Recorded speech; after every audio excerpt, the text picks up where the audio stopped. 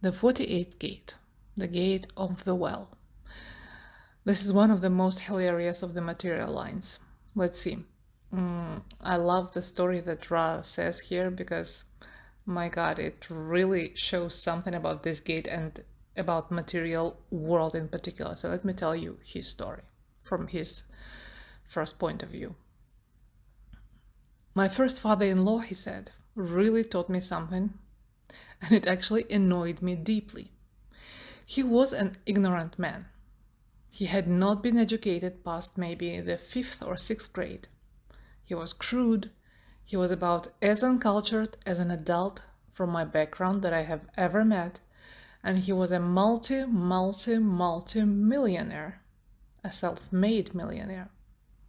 He would walk into his house and it looked like a surrealist on a bad acid trip. You have 14th century priceless royal French furniture beside horribly ugly and expensive Danish modern. You'd have pictures that were enchanting to an idiot with a lobotomy hanging on the wall, and this guy had more money than God. And I couldn't get it. My dad was very successful, but he was a smart guy, and it was like, okay, smart makes money, and if you're stupid, then you are the guy carrying the boxes out of the grocery store. And then I met this absolute abominable idiot. I'm telling you Ra's story from his quote words. And he said, you couldn't have a conversation with this man with words that were larger than one syllable. And he said to me one day, I'd like to see you as the owner of my blah blah blah. I said, you want me to work with you? He said, yes. And I said, no. My not self hated stupidity. My not self was the ugliest part of my personality, and it couldn't stand stupidity. I did everything in my power to insult this man to his face. I couldn't stand him. From the day I married his daughter, he had me followed by detectives. Interesting story, huh? So the 48th gate in the third line is incommunicado. We don't need a lot of depth to be successful. You see where I'm getting at with this gate? That's why it's funny.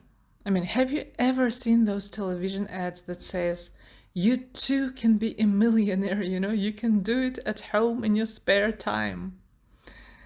And there are 8 million people who's going to respond to that.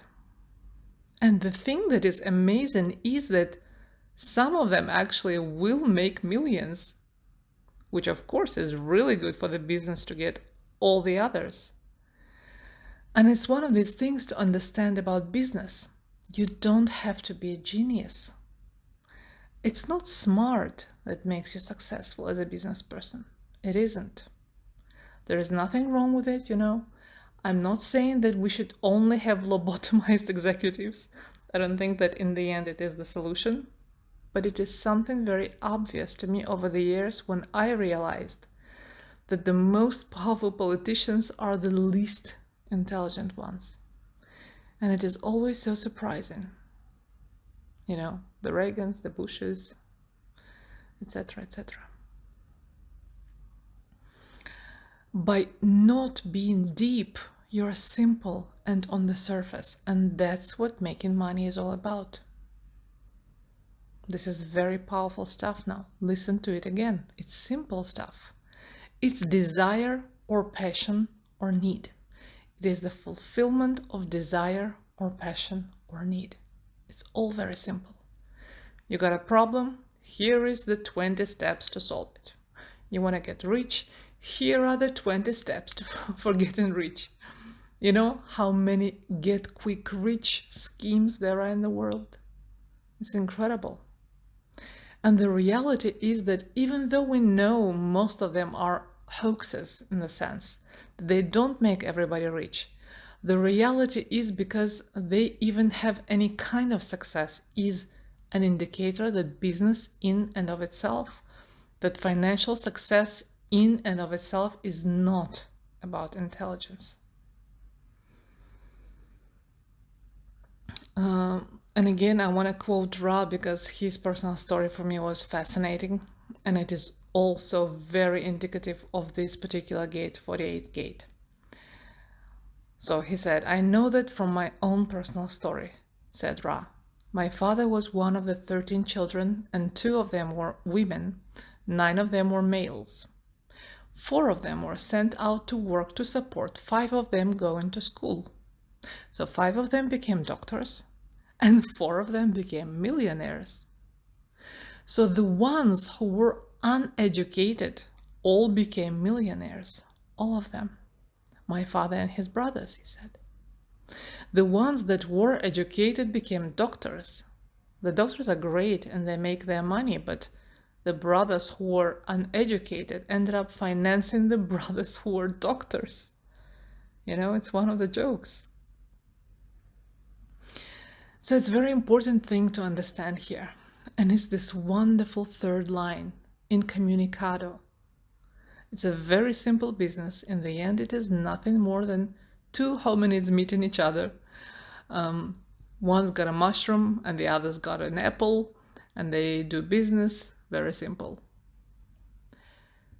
And the smarter you try to get, the more complex it becomes, the more energy is wasted, the less money that is made.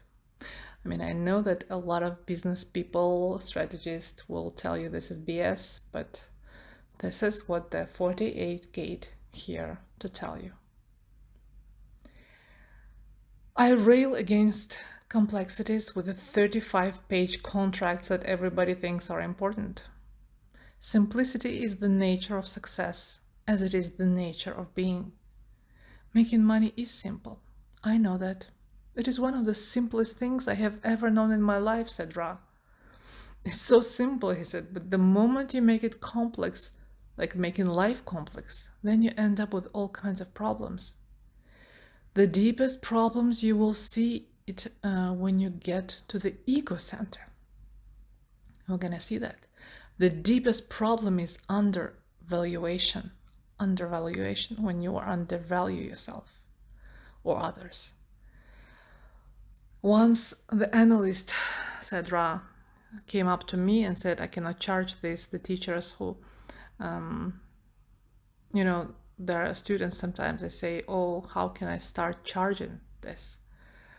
And somebody would say, "You cannot charge this much, The publishers who said to Ra that he cannot charge this, he's like, "Are you nuts?" He said, "You can charge anything you like. If nobody buys it, it's a mistake. Otherwise, you charge whatever you like." And this is what I tell always to my parents. They were brought up in a communist world where the prices were fair, everything was fair, and they live in a different capitalist world now. So whenever something breaks down and they invite a specialist to fix it, and the specialist name the price, so my mother goes nuts. She's like, "You cannot charge that." And as a person who is in the service industry, I know that anybody can charge whatever they want. It's up to us whether we say yes to this or not, right? Otherwise, there is no government that says that this is the price and that's it. I mean, in the communist times, there was a government like that, which would say the price for this should be like this, and you could actually go and complain if you didn't like something. But it's not the case anymore. So this is a very simple thing. Supply and demand. It is simple. You've got something. Do they want it? How much will they pay? How do you let them know you have it? How do you let them know it's good to have it? It's all simple. So one of the things to recognize is you don't have to be a rocket scientist to be a success. And I remember Ra said that he used to watch every now and then these interviews with CEOs, and they were talking about their businesses, and they had these set phrases, he said. It's like talking to spiritual people. They have their set phrases as well. I mean, all these gurus, there are certain phrases that all of them like to use. But ask them something that is not part of their set language. And you get like this. They're just obsessed people, simple beings who have a product that they figured out how to sell. I mean, obviously not all of them, but the successful businessmen, I'm talking about them. So it's simple. And so remember this incommunicado is very important here. Sometimes being too smart gets in the way of being a success.